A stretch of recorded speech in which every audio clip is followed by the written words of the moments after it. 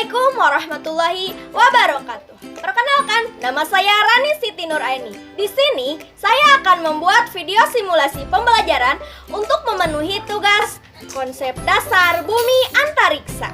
Halo anak-anak, pada kesempatan kali ini saya akan menjelaskan materi mengenai sumber daya alam.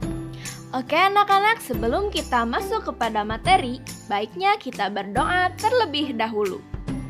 Bismillahirrahmanirrahim.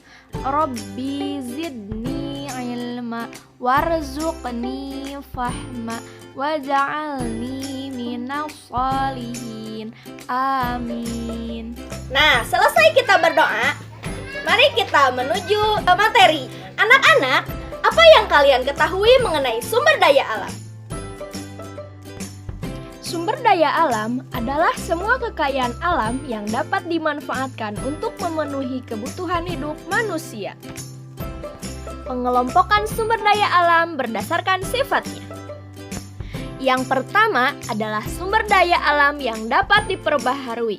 Sumber daya alam yang dapat diperbaharui adalah sumber daya alam yang bernilai ekonomi yang dapat digunakan berkali-kali.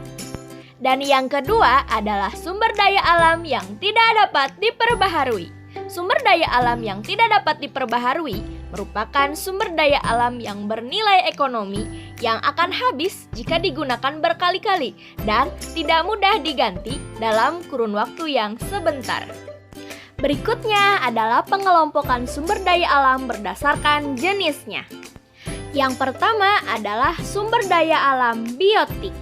Sumber daya alam biotik didapat dari makhluk hidup, contohnya hewan dan tumbuhan. Dan yang kedua adalah sumber daya alam abiotik. Sumber daya alam abiotik didapat dari benda yang tidak hidup, contohnya batu, air, tanah, dan udara. Pemanfaatan sumber daya alam. Yang pertama, angin. Angin termasuk sumber daya alam jenis abiotik dan sifatnya dapat diperbaharui. Angin dimanfaatkan untuk pembangkit listrik tenaga angin. Yang kedua adalah tanah. Tanah termasuk sumber daya alam jenis abiotik dan sifatnya dapat diperbaharui. Tanah dimanfaatkan untuk pertanian dan perkebunan. Yang ketiga adalah air. Air termasuk sumber daya alam jenis abiotik dan sifatnya dapat diperbaharui. Air dimanfaatkan untuk kebutuhan sehari-hari seperti mencuci, mengairi sawah, dan tambak ikan. Yang ketiga adalah hewan. Hewan ini yaitu sapi. Sapi termasuk sumber daya alam jenis biotik dan sifatnya dapat diperbaharui. Sapi dimanfaatkan oleh manusia untuk diambil susunya. Dan yang keempat adalah tumbuhan. Tumbuhan termasuk kepada sumber daya alam jenis biotik yang sifatnya dapat diperbaharui. Pada gambar di sini terlihat perkebunan teh. Biasanya teh dimanfaatkan sebagai minuman seperti yang sering kita konsumsi.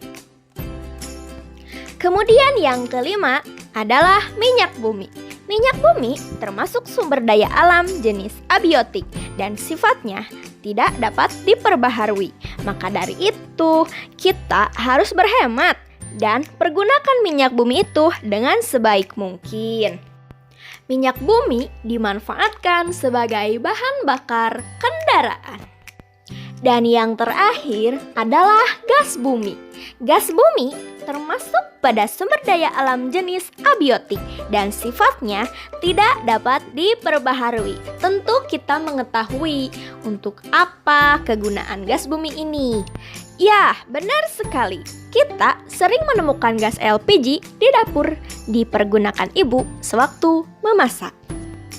Baik anak-anak, sebelum kita tutup perjumpaan kita kali ini, saya akan memberikan beberapa pertanyaan untuk kalian. Mohon dijawab ya di buku tugas kalian.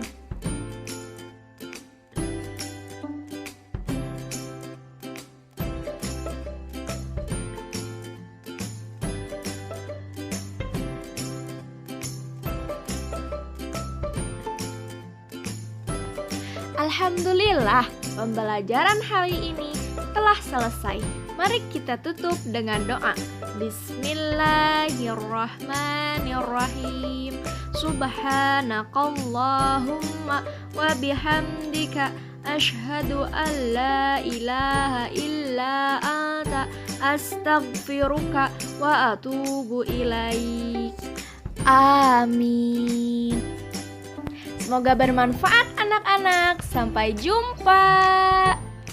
Baik, dicukupkan sekian dari saya. Semoga bermanfaat. Mohon maaf bila ada kesalahan. Wassalamualaikum warahmatullahi wabarakatuh.